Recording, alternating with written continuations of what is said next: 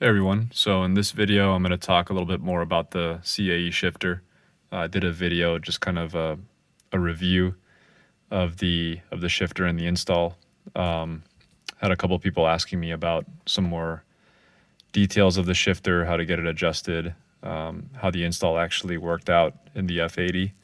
So I popped off this cover here so you can see the inside and what's going on here a little bit better. I also talked about, well, before I do that, there's also this thing here. So this is a piece that you can order from BMW, and it just slots in, and it covers the cup holder. And the reason you do that is because you actually have to cut out the bottom of the cup holder for it to not interfere with the CAE platform. And then this sensor here has to be reattached in this exact position. And I actually just zip tied it onto here, did a little X zip tie, holds it perfectly straight and level in the position that it has to be in. So in order for you to not see this, you can get this aftermarket part from BMW, and it just easily slots into here, which is great. So that's the first thing. Obviously you have to cut the cup holder, take all this out. It's not that hard to remove. Just order some of those interior trim plastic tools from Amazon or wherever you buy your stuff. And it's pretty straightforward. Now the CAE shifter, you can see it in there. The basic design is this is clamped onto the transmission tunnel. So this top metal structure has a plate underneath, and they bolt together and they sandwich and hold on to the transmission tunnel, which is, like I mentioned in my other video, a very different design from other shifters where they're not bolted directly to the transmission tunnel, which is essentially the frame of the car. So when you shift, so I can do a kind of, now that this is open, with this lifted, you hear a lot more, even more than, the normal of what's going on in there.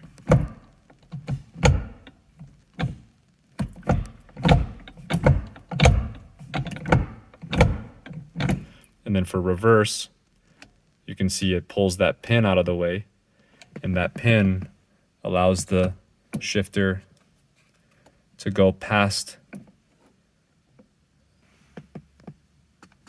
into reverse. See that?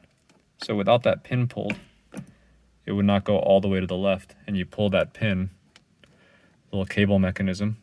See that? Cable comes down here, and then there's a spring, and it pulls this, which pulls this pin out, and it allows it to go all the way to the left. Now, let me talk a little bit about the adjustments. So in here, you have these little threaded Allen screws that determine how far the pivot is. And so you need to adjust this yourself after you get this installed based on the lower pivot. Sorry, my flash just went off. All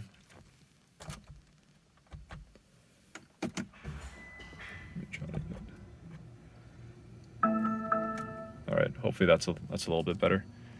So you have to adjust that based on the lower pivot that goes into the transmission and getting it into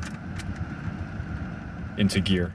So you'll kind of feel for, third is just straight in, so it's okay. But for first, is this going far enough? Is it not far enough? And then you adjust that Allen to make sure that it feels right when it's all the way here, and it actually goes into first and it goes into fifth. And you'll feel that it's kind of, this one I could even adjust it a little bit so that it pivots a bit more, because I feel it grinds a little bit.